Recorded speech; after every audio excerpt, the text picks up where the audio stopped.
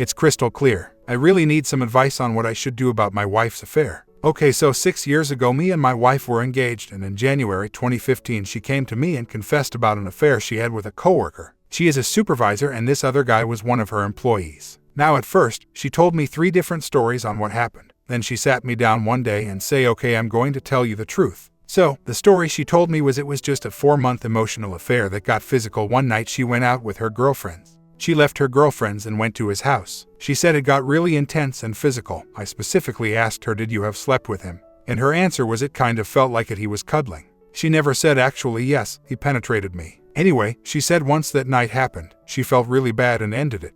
I asked her were there any other days before that night where they got physical, and she said no. She said there was one other instance in his car, but it was just caressing of hair. Now from the story she told me I took time to decide whether to stay and I ended up staying.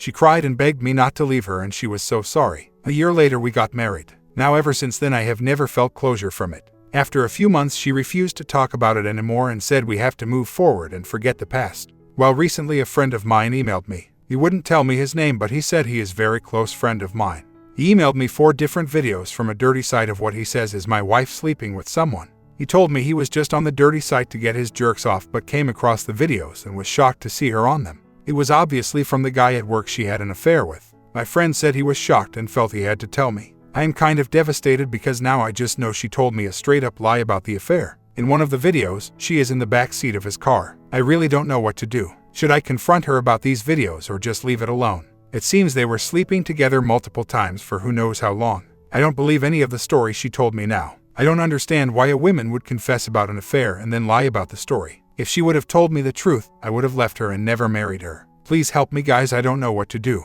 I did forget to mention we have 2 boys that we had before marriage. That's what's making it really hard because they love seeing me wake them up and put them to bed. But I am planning on sitting her down and showing her the videos, then I have no choice but to leave once, if she confesses. I just hate that it's about to be Christmas and I don't want to mess up my kid's Christmas. I have the videos. It's crazy because he created his profile page on that site in 2019. This affair happened in 2014. I don't think she knows or consented to the videos. It was taken with his phone and she had her back turned in each. When it looked like she was about to turn around, he cut it off. So, he took it with his phone and posted them. Now I'm not 100% it's her, but I know her bottom and her sounds, also her hair. Should I even bother? If she says yes, demand the full truth. How long? So, you saying you understand what she did? I never in a million years would question if my kids were mine. But after all this I guess I should do it. But I have raised them to 14 and 12 even if it comes back different. I just can't turn my back on them. But you're right, I can't just think this was the only guy. I'm going to approach her, just waiting until after Christmas. I totally agree. I think I will do it without her knowing. Really not bad. It's been good arguments here and there, but that's normal. Everyone on here is saying leave, calling her names, etc., which she definitely may deserve, but I don't think once a cheater, always a cheater. People make mistakes and some people can change for the better. No one is perfect. Before we were engaged, I wasn't faithful, but I apologized and promised never will again, and I haven't, so I don't agree with once this always. Not all, but some people can make a mistake and change for the better. No one is perfect. She didn't know he was recording when she was about to turn around. He stopped it. Guys do this all the time, especially if you're bent over or turned around. We will take our phone out and record. She didn't know she was being recorded, and it's a site where anyone can make a page and post videos from their phone. My comment: your issues at hand. Your wife lied to you at the beginning. She gave you part of the truth. You asked why would someone do that? Because it relieves them of the guilt. There are many reasons why people do that. Maybe in their childhood, they were taught not to be honest. She could be a sociopath. She could be an impulsive liar. The possibilities are endless. One does come to mind. She might have been semi-honest at the moment, but maybe they continued at a later date, and she never told you. Your wife steamrolled you the first time she confessed to you. She wanted you to rug sweep. She did not put the work into changing why she did what she did. Was she honest about who it was? Is she completely cleaning about going no contact? Did she open up herself why she had to get outside validation? Did she go to counseling and work hard on showing you wouldn't happen again? From your post, it doesn't sound like it. It sounded she wanted relief from the guilt and didn't want to rock the boat. I think most people want you to confront immediately. Do you know why? Because she steamrolled and lied to you and she got away from it. She is a liar. Do you know what liars do? They tell more lies. Why? Because when they know they can get away with it, they make more lies to cover the ones they made before. The more time you give to liars, the more time they have to concoct lies. The web gets so thick it's hard to pick out the truth. Also, by limiting the time they have to concoct lies, you spare them from their own devices. It also shows that you will take action and not passively take her at her word when you know she is a liar. OP responds, well, I just been sitting back trying to process my thoughts. Long story short, I did confront her with 2 of the videos that I'm almost certain is her. She looked at them and immediately denied that was her in the videos. Her exact words, "Oh my God, that is not me. I can't believe you would think that is me. All these years you obviously don't know my body. That girl has a perfect body and is in shape. I am out of shape and have handles. I have stretch marks." Now yes, she is out of shape now, but back then she was in shape, working out every day, and was much slimmer with nice shape. I mentioned that to her. I also said, "I know you have a mole on your ass," and showed her the video again. She again said, "That is not my mole." She then said, "Okay, we are going to have a sit down with the guy and ask him if he made these or any videos and posted them. If he did, I am going to sue his ass." I thought that was strange response. I said, "You said it's not you in the videos, so why would you sue him?" She said, "It's not me in the videos." Anyhow, she said, "If you still have trust issues now, we should get a divorce," and I agreed. She said, "You are obviously scorned by what happened and will never let it go. I have been nothing but faithful to you since." I said, "But you lied about the affair." Anyhow, looks like divorce is the only path here. I still think it is her, but I think her pride will not let her admit she lied. She knows how this looks on her and she is embarrassed and will never admit. So, I'm going to divorce even with her saying it's not her. I talked to a relationship counselor. She told me if she said it's not her, why don't you believe her? If it was reversed and you told her it's not you in the video and she said she is still getting a divorce, how would you feel if you knew it wasn't you? I don't understand why she is continuing to lie if we have made the decision to get divorced. Just tell the truth. What does it matter at this point? Like someone else said, it may open up a whole new can of worms of things that happened she didn't tell me, and she doesn't want to go down that road. I told the counselor because she cheated on me, and during that time, I had no idea. She would say she going out with her girls and meet with him. She lied during that whole affair about what she was doing and going. And finally, like I've been saying, I know her body and her marks and her hair. She reversed course and doesn't want a divorce now, but I have separated myself. My comment: if she is prepared to be completely honest and open and agrees to back what she says up with a lie detector, then maybe, just maybe, you have a chance. The trouble is she has lied and deceived you many times. It will be near impossible to trust her again. Story 2. The Panic Buttons. I feel like we are done with no way out at this point. I wish I had found this channel earlier, but I didn't. My wife cheated on me multiple times before I filed for divorce. I thought I needed better proof before confronting her, as I always fully trusted her, even in a benefit of the doubt situation. She never admitted to her infidelity, and ultimately, I filed for divorce. Before she even knew I had filed, she had me removed from the home with a restraining order. I had no choice at that time but to file for emergency custody. She had affairs with very shady guys with records, and won. I now have full custody of all 4 kids, and if she wasn't bitter before the separation, she is certainly bitter after losing her children. I never intended to remove her from the lives of her children, and I always wanted to reconcile even if we had divorced. I don't believe in one person is at fault divorces. It would definitely be the exception to the rule if a marriage has ever ended at the fault of only one spouse, and therefore, I've always wanted to take my share of the blame. She moved in with her boyfriend and I have the house and the kids. It gets more difficult from there. It's been 2 years since I was awarded full custody, and our divorce has been on hold in the court system for that long too. She refuses to end the affair, and after reading the plan here, I think we may have done irreparable damage to our reconciliation process. She goes back and forth between his mother's house, where he lives, and mine, and because I've never wanted to remove her from the lives of her children, she effectively works like a live-in nanny, not quite the no contact of Plan B, and even sleeps in my bed when she is here, though we do not have slept together. I'm embarrassed to say all this after reading all that I've done wrong, but she also has access to my money and spends it like it's on fire. I have always wanted her to have whatever she wants and rarely put limits on spending. Usually, her limit is, "Hey, I've got $3,000 in bills and only $28,000 in the bank. Stop spending." We already decided to separate our money now, but she has no idea how much she spends that is not hers, and when I refuse to let her have my money, she is going to freak out.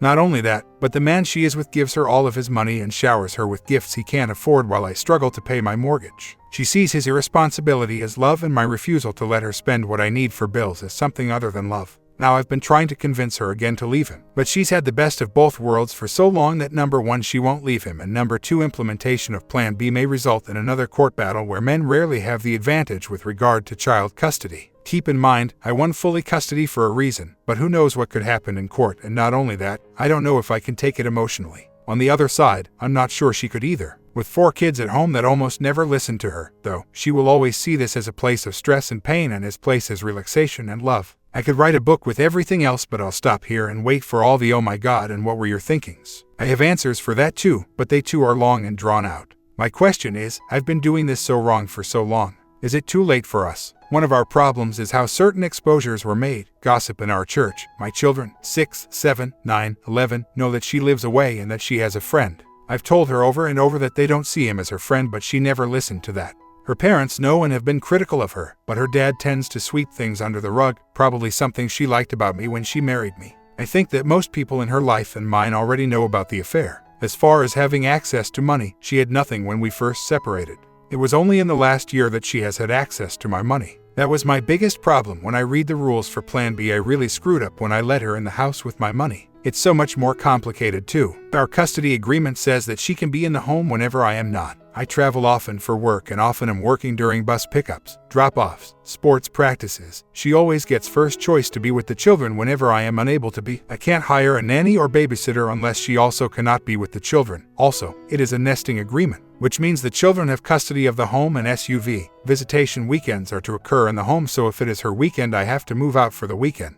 This makes changing locks impossible. I actually do believe that she would adhere to the no contact clause, though, if she honestly believed it was best for everyone. She shows all the signs of addiction with this guy, denial included, as I have often made the case that an intact, healthy marriage is best for the children, and all we need to get that is for her to leave the affair and for us to get counseling. Her response is to agree fully and then claim that she can't stop the affair. I believe the children are okay, for now. I am a very affectionate father, and yet I am not too permissive. I keep them on a schedule, for the most part, and they respect and listen to me. They do not listen to my WW, and she often requests help from me to control them. She has, when we first separated, even ended visitations early because she couldn't handle them. She is very permissive, and whenever she is with the children, the house is full of candy, cookies, soda, and chips. My children lack very little, and my WW best qualities are her nurturing instincts whenever she is in her normal state, which is often, but not often enough. I know I have a very effective case for picking up everything and moving to TX without a forwarding address, but I'm cursed with a deep love for her that most people could not possibly understand.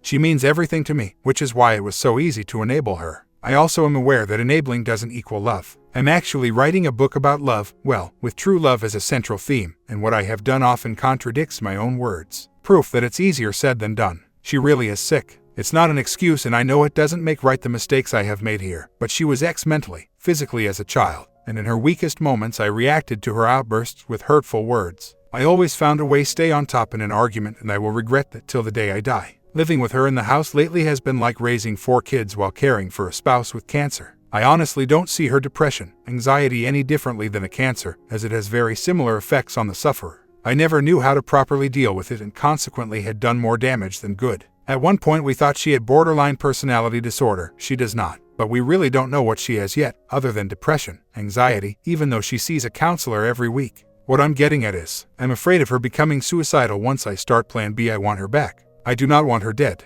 I have no reason to think she would kill herself now, but I worry about it all the time. Another aspect is spiritual. I don't see that this is a Christian site, so I didn't want to get into that unless someone interested really wanted to hear that part of my story. It's actually the reason I'm writing my book. Again, more to say, but we need to go piece by piece here so I can finally do something right for once. I won't tolerate it if they disrespect their mother. She is still their mother whether she is in sin or not. I just remember co-parenting class where they said not to talk about it with them. That's the only reason I have covered in any way. I never lied to the children, but I have avoided questions because of the instruction to not involve the children. I also attend a fatherhood group that is run by a Christian man, and he has agreed to counsel me on a regular basis. I am anxious to get on the right path. I do believe I can trust again. That may actually be another of my flaws. I trusted her even while she was cheating on me. When I confronted her, she denied it, and I trusted her story even though it still seemed fishy. Eventually, I learned the truth through multiple reliable sources and took action based on that. Even then I wanted to trust her, but could not, and after the restraining order I proceeded with legal action. Did I trust her again? Absolutely. Should I? I'm hoping to learn when I should rather than if I can. Her depression was present from being a child in a very abusive home. She had depression well before adultery was even a concept to her. I might accept generational curse, because depression does run in her family. I do believe, however, that there is healing for her that would not likely come before she turns from her sin. Just a side note, I don't want to start another argument. When he said first remove the log in your own eye before the speck, I think the intention was that the sin in your life will always be bigger than the sin in someone else's. Therefore, if anyone were to assume they only had a speck in their eye, they would already be in trouble from the get-go. For me personally, when I started ocular surgery on myself, I was only removing specks, each time realizing the next speck was bigger than the last. As we are sanctified through Christ, we realize that our specks are in fact logs, and having a bigger log is often indicative of having a more accurate perspective on sin itself. I'm happy to remove my log and the next one too. There will always be another. That's the point. My concern about improper judgment comes from my personal witness at work and hearing time after time after time about the holier-than-thou attitudes causing church members to leave the faith or causing sinners to stay away. The Bible tells us to speak the truth in love. It is a delicate balance that we, as Christians, miss far too often, delicate both in general and on a case-by-case basis that requires the Holy Spirit's guidance. Most Christians fail pharisaical, that is to say they speak truth, often just assumptions of truth, without fully considering love. This leads to harsh judgment, or even false judgment, and will most often lead a person to shut down or shut out whatever you say to them. My error with my WW is the opposite of that. I spoke in love without delivering truth to its fullness, permissive and enabling, expecting that love would win the day. Tough love is often an excuse, not in this case mind you, to judge first and ask questions later. It causes people to run from God, and the worst part is when we blame them for not wanting it bad enough or desiring to live in sin. That is most often not the case. In the case of harsh judgment, the pain of changing seems greater to the sinner than the pain of staying the same, and therefore they prefer the latter, and it is that way because of the truth being delivered without love. My problem with my spouse to this point is simply that I didn't recognize the damage I was doing by giving in to her and had even been convinced that I wasn't. I didn't even think that I was until I began reading this website before even posting here. What led to my enabling behavior is similar to a codependent relationship. If she felt happy, I felt loved by her, and when she was unhappy, I did not. I call it storage gone wild. This is exactly where I violated my own words, and am remedying that currently. In any case, I'm pretty sure I already knew where I was failing for the most part, though the telling kids thing is still quite a shock to me. I must have really been indoctrinated by the system in MD, as even church friends and staff told me not to, and I am still reading up on both Plan A and Plan B and will have to decide soon which plan to start with. I'm thinking I will still start with Plan A, but I can't imagine that lasting a month like what I thought I read was originally suggested. Plan B may be quickly forthcoming regardless, but I really need to get moving on this. Just an update. Joyce wrote me back and asked me to call her this week. I'm still deciding whether or not to be on the show, but clearly, she would like me to be, and so I probably will. My situation is unique, but whatever. Not because of the circumstances of my marriage, but because of God's involvement in my life personally. Perhaps one day I can explain it all so you can see that even through all of my mistakes that God has guided me and protected me and my children. It started with a prophecy that was fulfilled when my wife ran from God over a decade after the prophecy. The prophecy was confirmed through the prayer of a woman in my church who didn't know about either the prophecy or our situation. God has led me through, though I've screwed it up several times, the roughest of times, and has finally led me here. While I remain confused as to the timing, I know that He is not. Also, while my situation may look like someone else's in every way, I am so glad that I don't serve a cookie-cutter God with cookie-cutter fixes. If I did, He would have cast the both of us out a long time ago as lumps of clay. My comment: you are in some serious denial, brother. Your situation, as much as you think it is far from unique. Your spouse has made a choice to be unfaithful. Did you contribute to the circumstances that led to this? Absolutely. So did I, and so did many on this board. God works in mysterious ways, and He enables us to have free will over our actions and gives us strength to live out our will. You need to understand that this situation will not go away on its own. Story 3. So just last night I found out my husband had an emotional affair with a woman who is my student. I haven't really unraveled the whole thing, and I'm still mourning. I haven't figured out what's going to happen to my marriage, but I have been thinking about the She actually had the nerve this morning to come to my office to say sorry. Plus, other stuff I sincerely don't believe. Well, my dilemma here is what to do with her. I asked her not to come to my class for a week. You know, I don't want to be reminded every day of what she did with my husband. I cannot stand it. We will talk then on what's next. Seriously, I just feel like failing her in the class, but that means I will see her again next semester. I'm the only professor teaching that class. But I cannot see her face for 2 more months, while I struggle with my life, because of her. Well, University of Hawaii seems a good idea, but is a very nice place for her. She is about 25, not sure. My husband is 34. I have been sending FB messages to her friends. I have no way of contacting her father. Her mother does not live with her. She has a boyfriend too, but I've been thinking about exposing it to him. I live in a highly violent city, and I'm afraid of some physical repercussion for her and my husband. My husband is also a student, and he sits at different classes with her. My husband is indeed dropping this semester. Her parent and boyfriend now know of the affair. He is at the vet school. I'm scheduling a meeting with the head of the department right now. I've been meditating about this during the weekend, and this is what I know. Right now, she is a C student, however she will miss at least 3 classes, and a presentation as of now, that is enough to fail her. Going through the syllabus is not exactly the syllabus. I cannot find a proper translation. This is not in a USA school. It reads, "Goal students will be taught honesty, respect, and ethics in its professional career." This is besides academic standards, so this leads me to believe that as a professor I do need to fail her. But still, I know I'm biased, so I will talk this with the dean soon. I'm back from the dean. One of the things that I have learned from all this mess is that there are people who genuinely care about you, and this community is one. Thanks all. The dean was very open-minded. He is a man, did understood the problem and supports me all the way. He will talk to the O and have her drop the class for now. Students are not allowed to drop the class at this time of the semester, but he said he will see that it happens. The O will then have the opportunity to make an only exam to pass the class, but guess who is writing that exam? Such is life. I have 3 children, 6, 4 and my 4 mas. After the O talked to the dean, she came to my office to talk about the exam. What a nerve. As calm as I was able to get myself, I gave her a date and a format for the exam. Later I told my husband about this, and he seemed a little upset. Not sure if he was upset about her having such a hard time, or what, but it breaks my heart again to see his face. I have no idea what the O's family said. I have no way of contacting her siblings. My husband's family do know. In fact, my husband spent 2 nights away and sleep at her mother's. They are supporting me. My parents now, my father said it was my fault. My mother does support me. My husband told me everything on Saturday, but he is not very good with details. They kissed in the parking lot of the campus. It's a very small campus. Anybody could have seen them. I have friends, students' family on campus. They were together for 2 weeks, but they had no intentions of quitting, and for the messages I read, they were about to get physical. I remember one night he was studying downstairs and I was upstairs taking care of the kids. He came upstairs with a mild erection. I thought he needed to visit the bathroom, but now I know the truth. Last night I found out they have been talking on the phone and messaging. I lost her and called her, and was not cool at all. She threatened me to talk to the dean. This is getting out of control, and is not going to be easy at all. Just want to clarify a few points that make this a bit more complicated. I'm not in the USA, she is in the USA. Her father is in the USA and does not live with them. Her mother abandoned them a few years ago. Trying to contact their parents would be a tremendous effort, and I'm not sure I would be able to locate them. I know the old boyfriends know, but I'm pretty sure she denied everything. Her siblings, which are all younger, do not know. After my WH told me about the calls, we had an argument.